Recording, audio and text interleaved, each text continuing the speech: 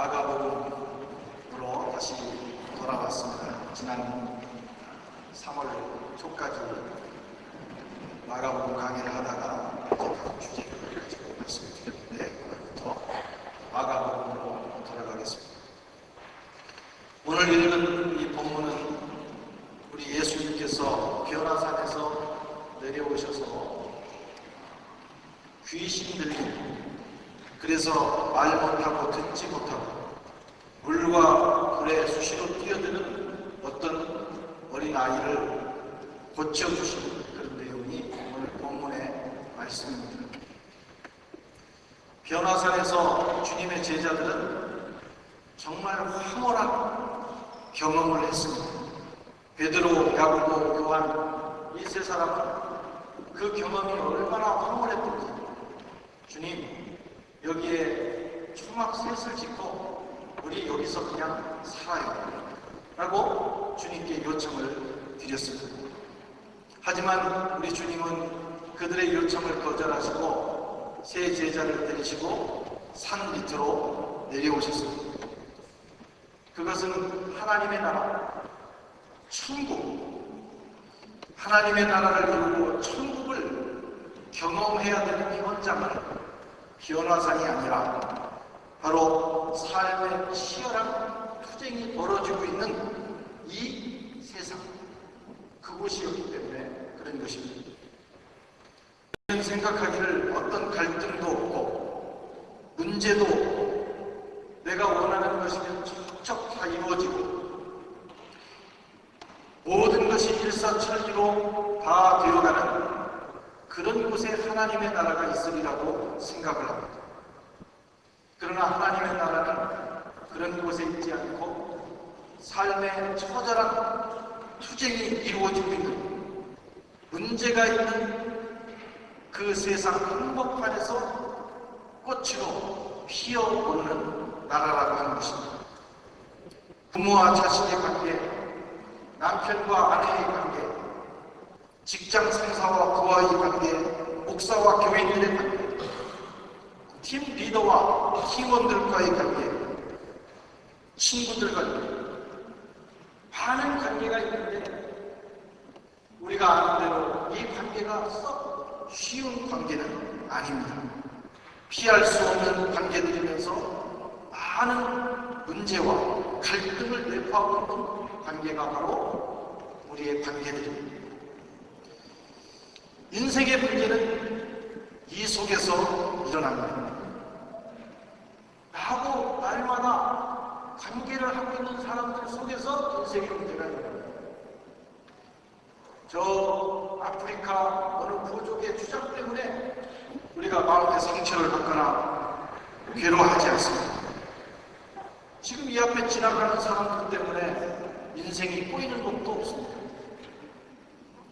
필연적으로 만나야 되는 관계, 불가피하게 만나야 되는 그 관계 속에서 우리는 상처를 경험하고 고통스러워하는 것입니다.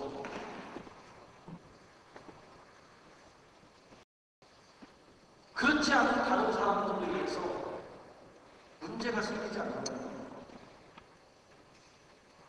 한국에 있는 누군가가 땅을 산다고 해서 배 아플 사람은 없습니다. 그런데 어떤 교인이 땅을 사거나 사업이 잘 되면 왜 그렇게 배가 아플까? 형제가 아빠를 사면 왜 배가 아플까? 그게 참 우리를 고통스럽게 합니다. 어쨌든 저와 여러분이 매일같이 만나야 되고 매일같이 경험해야 되는 문제들, 그것이 다 우리 관계 속에 있습니다. 주님은 그 현장으로, 관계의 현장으로 제자들을 데리고 내려오십니다. 바로 그 고통스러운 현장 속에서 하나님 나라가 이루어지고 천국이 이루어지기 때문에 그런 것입니다.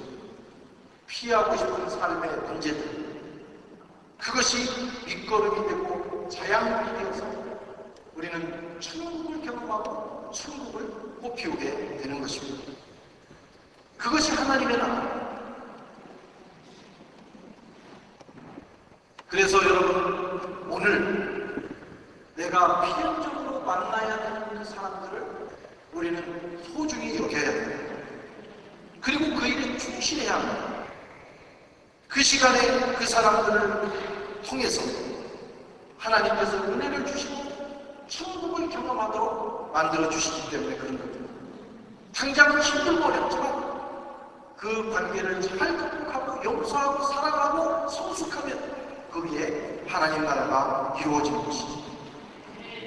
지금 옆에 계신 분들을 한번 보시기를 바랍니다. 어떤 분들은 나하고 전혀 관계없는 사람들도 있고, 어떤 사람은 정말 보고 싶지 않은 사람도 혹시 있을지 모르겠어요. 그러나 더 보세요. 느껴질 때까지 어찌됐든 하나님의 은혜와 하나님의 나라는 바로 오늘 내가 만나는 옆에 있는 그 사람을 통해서 그 사람들과의 관계를 통해서 하나님 나라가 이루어지는 것입니다. 그래서 가까이 있는 사람들을 소중히 여기시는 저와 여러분들이 되시기를 바랍니다. 이제 주님과 세 제자가 산 아래에 도착을 했을 때 많은 사람들이 주님의 남은 제자들을 둘러싸고 있었고, 또 거기에 서기관들이 이 제자들을 공격하면서 큰 변론을 하고 있었습니다. 14절에 보면 이에 그들이 제자들에게 와서 보니 큰 무리가 그들을 둘러싸고 서기관들이 그들과 더불어 변론하고 있더라. 변론 내용이 무엇인지는 잘 모릅니다. 그러나 분명한 것은 변론 대상입니다. 변론의 대상은 지금 귀신 들려서 말 못하고 듣지 못하고 종종 물과 불에 뛰어드는 이 불쌍한 어린아이, 그리고 이 아이는 좀 불쌍한 그 가정, 여러분 이것이 지금 변론의 대상입니다. 그들은 고난도의 신학적인 논쟁을 했을지 모릅니다. 아니면 깊은 철학적인 논쟁을 했을 수도 있습니다. 그러나 그들이 아무리 신학적인 심한 논쟁을 하고 깊은 철학적인 변론을 펼쳤다 할지라도 꺼져가는 생명, 고통당하는 인생을 옆에 두고 펼치는 그 논쟁은 무가치한 것입니다. 더 나아가서 그건 죄의 낙이라는 것입니다. 하나님이 기뻐하시지 않는 생명의 문제, 삶의 문제는 논쟁거리가 아닙니다. 죽고 사는 문제를 옆에 두고 논쟁하는 것은 죄라는 거예요. 그것은 논쟁거리나 가십거리가 될 수 없습니다. 생명의 문제, 삶의 문제는 함께 고민하고 함께 해결해야 될 우리의 과제지, 논쟁거리가 아니라는 것입니다. 며칠 전에 유럽에 있는 어느 교회에 중직 되시는 분으로부터 전화를 한 통 받았습니다. 아주 가슴 아픈 전화였습니다. 그 교회 목사님께서 설교를 하셨는데 그것이 큰 교회의 혼란을 초래하게 됩니다. 교회가 갈등에 빠지고 지금 너무나 정말 헤어나오기 어려운 그런 아픔을 겪고 있고 어떻게 했으면 좋겠느냐 하는 그런 전화였습니다. 어떤 설교를 하셨는가 물었더니 설교의 요점은 간단합니다. 요즘 일본에서 일어나는 지진과 쓰나미, 그리고 지구 곳곳에서 일어나는 수많은 재앙들, 그것은 바로 사람의 죄 때문이라는 것입니다. 그들의 죄 때문이라는 것입니다. 그리고 또 풍요를 누리면서 그것은 이웃과 나누지 않고 자기들끼리 히히닥거리는 그것이 문제라는 거예요. 하나님은 그런 것에 심판을 내리셨다 하는 그런 의지의 설교였습니다. 그런데 목사님에게 불만을 품고 평소에 있던 그분들이 이것을 빌미로 해서 들고 일어난 것입니다. 분노한 것입니다. 어떻게 목사가 이런 설교를 할 수 있나? 저 불쌍한 사람들을 두고 이런 설교를 할 수 있나? 하면서 분노하고 편지를 쓰고 공격하고, 그래서 온 교회가 평강을 이루고 고통스러워진다. 어떻게 했으면 좋겠냐 하는 전화를 받았습니다. 이런저런 말씀을 나누고 전화를 끊고 가만히 생각을 해보았습니다. 목사님이 하신 그 설교가 아무리 생각해도 특별히 잘못된 건 없어요. 본인들도 그걸 알더라고요. 특별히 잘못된 게 있다면 그건 사과를 했답니다.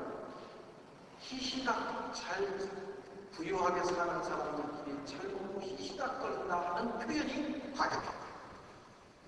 내가 볼 때는 요점은 더 있어요. 그게 헛나라의 일이었으면 괜찮은데 설교 중에 자기들이 공격받았다고 생각합니다. 어쨌든 그러나 설교의 요점은 설교자가 역사를 보면서 그 정도의 해석을 하고 적용을 할 수 있는 겁니다. 교인 입장을 생각해봤어요. 교인들이 왜 화가 났습니까? 물론 그 순간에 그 문제만 가지고 화가 나지 않았겠죠. 그동안 많은 감정적인 갈등이 있었겠죠.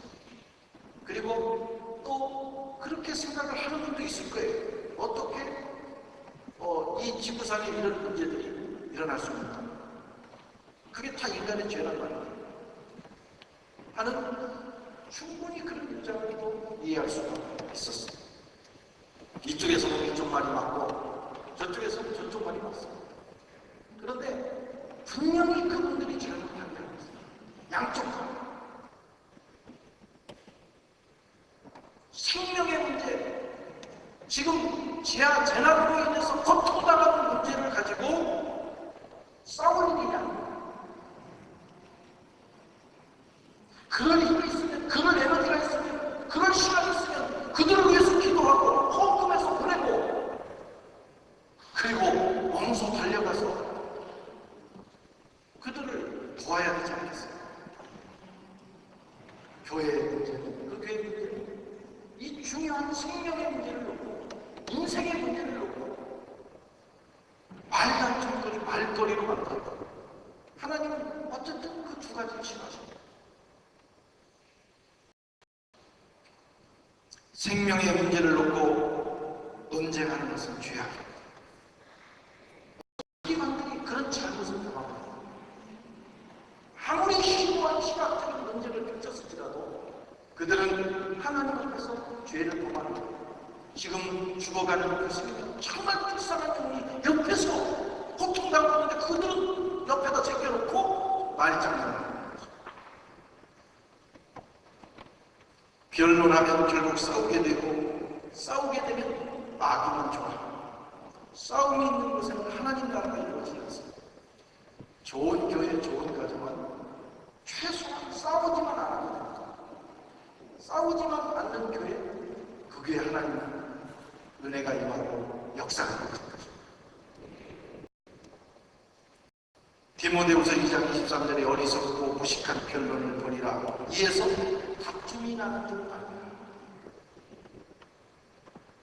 이런 일들이 생기면 모두 입을 닫고 하나님 앞에 서게 해줬습니다. 그리고 내가 무엇을 할 것인가? 그걸 찾아야 됩니다.